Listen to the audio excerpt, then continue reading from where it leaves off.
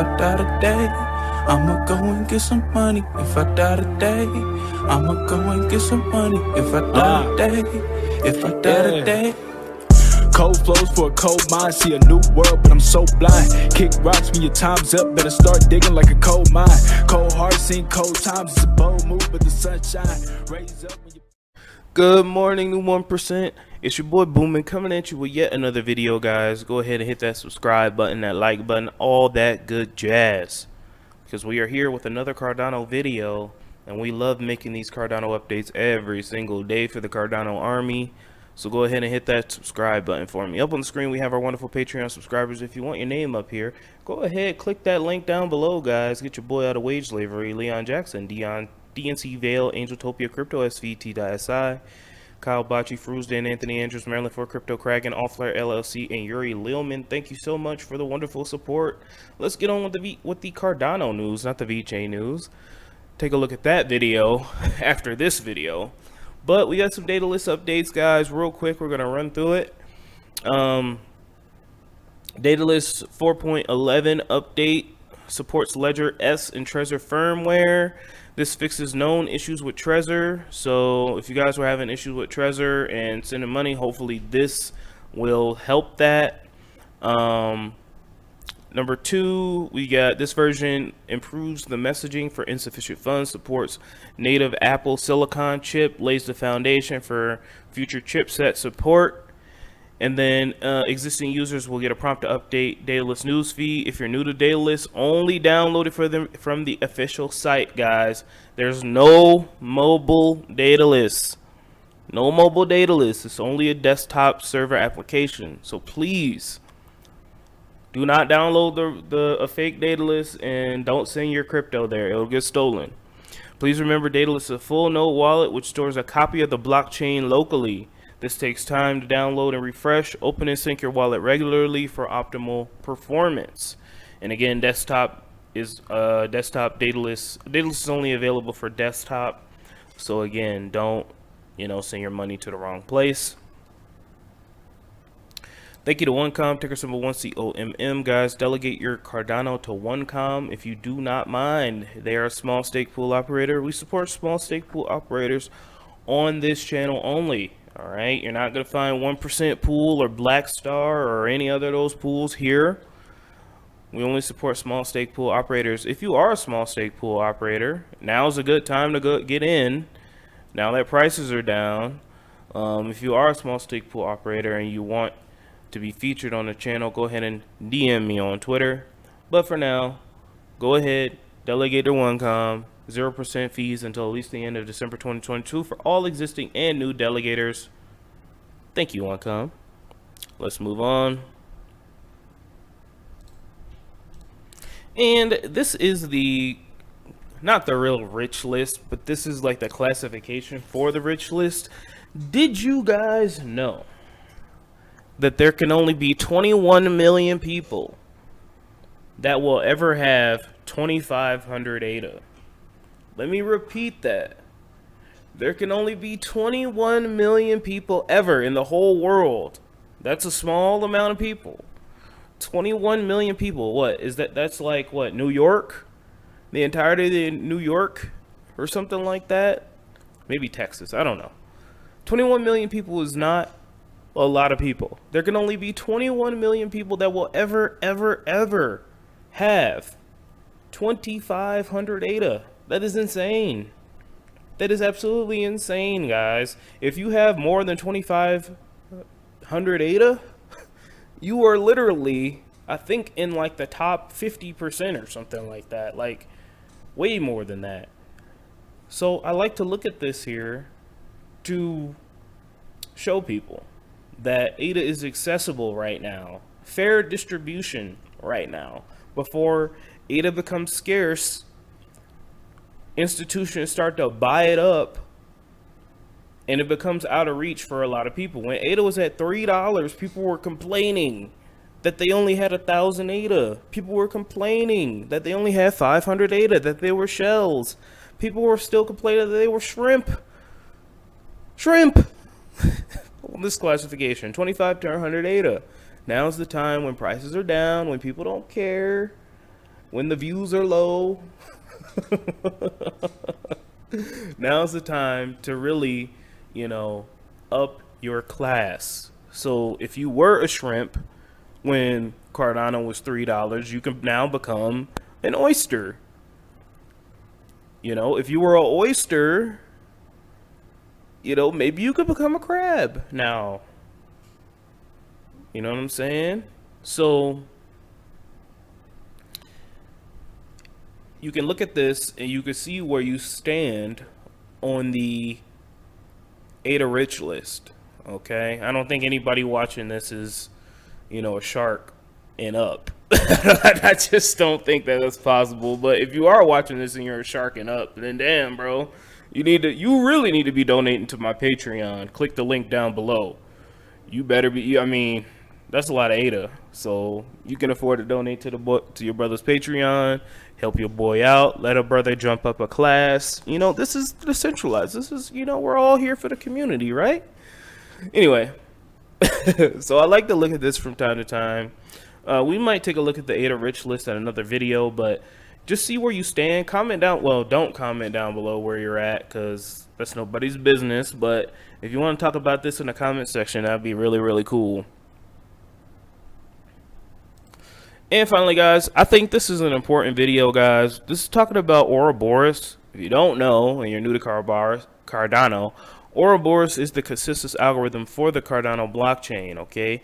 It was built, if you take a look at YouTube, I want you guys to go to youtube.com, type in Charles Hoskinson whiteboard, and it's probably the first video that pops up, all right? Watch that video. That video is amazing. That got me, it started into the Cardano ecosystem. He talks about what Ouroboros tries to accomplish. And basically what Charles is trying to say there is he was trying to create Bitcoin with the functionality of Ethereum and the scalability of Cardano, what Cardano has right now, all in a decentralized manner. All right. So we have Ouroboros Classic right now. And I think we're working on Ouroboros, I forgot the code name, but Agaleos,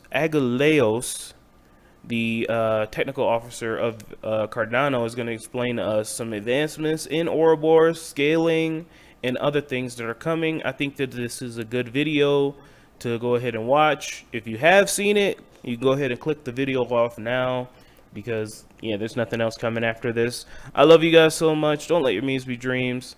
And I'll talk to you guys so soon. Have a good day. Yes. I'm a professor at the University of Edinburgh, director of the Blockchain Technology Laboratory, and chief scientist at Input Output Global. In this Let me make sure that y'all can hear this first.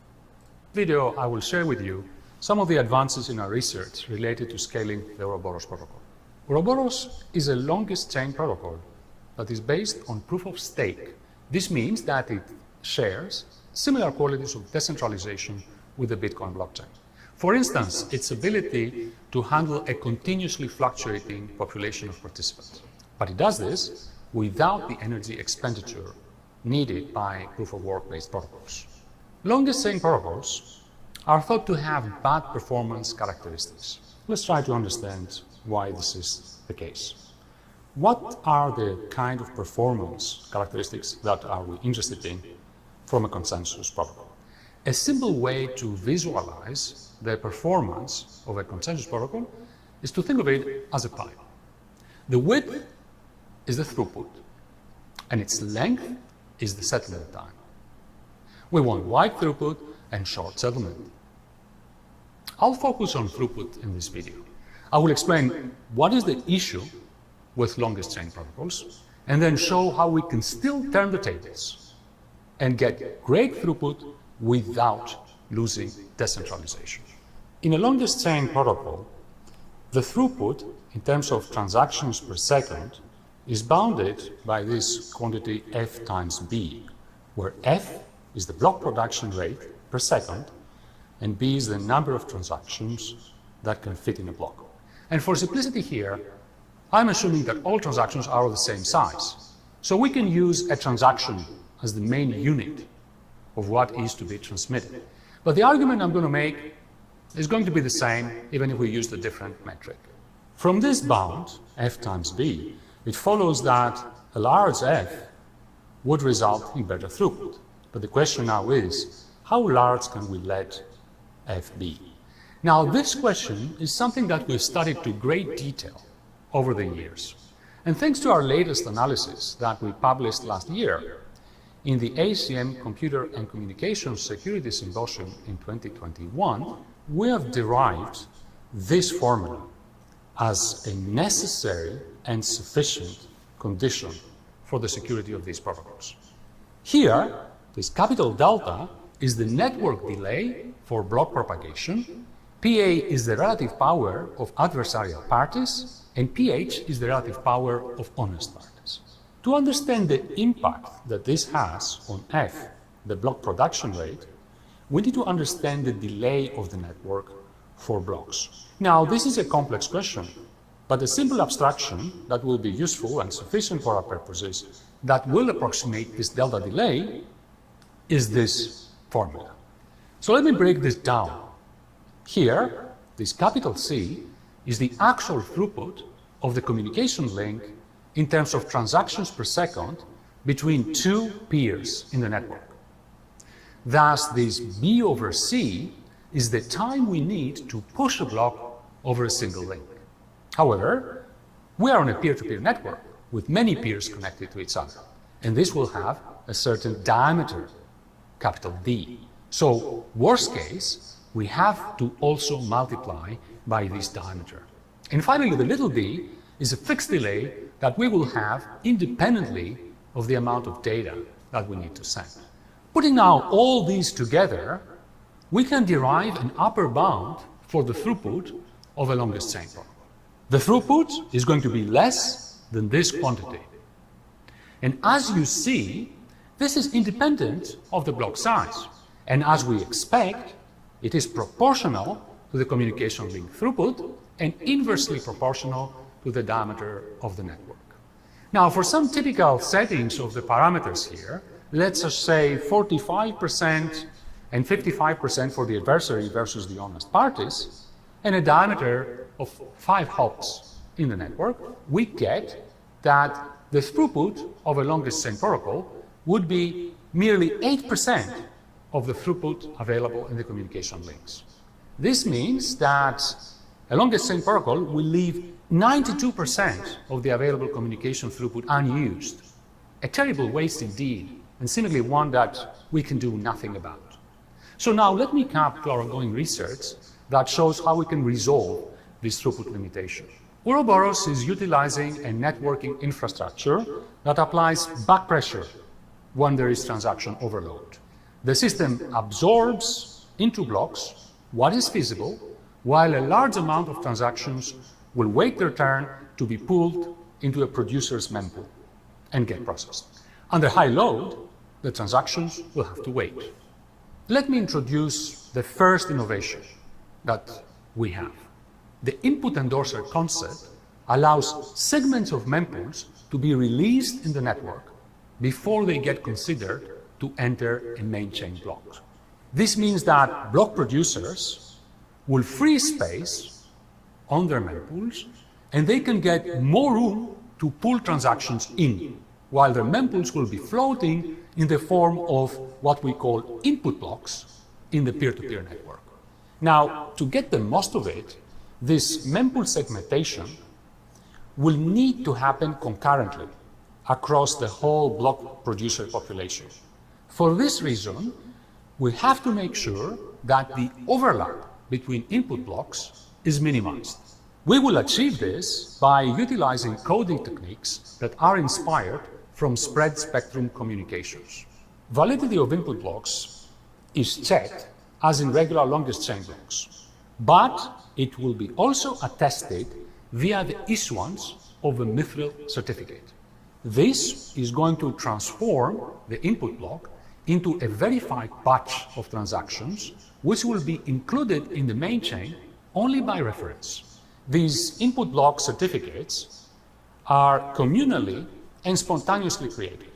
This means that the batch of transactions inside an input block is validated and scripts are executed outside the critical path of main chain block validation.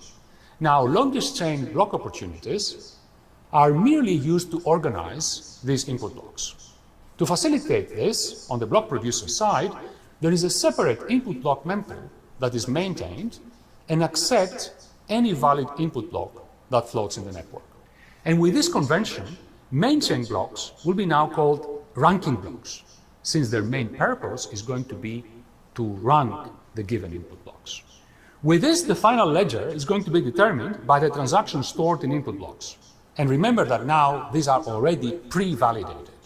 The serialization that is going to be offered by the longest chain will enable the resolution of any double spends that may be present in input blocks. And keep in mind that given the high production rate that we will have for input blocks, such double spends cannot be excluded. Now, this also showcases the power that the extended UTXO model gives us. Script execution and validation happens with this new design outside the critical path of main chain validation, while double spend resolution remains native to the main chain. But now it becomes a lightweight process that needs only to rely on detecting and resolving conflicts in the UTXO graph. Now, with this mechanism in place, we managed to decouple the longest chain mechanism from the heavy work of transaction carrying and processing, while script validation will be encumbering the system to the minimum degree possible.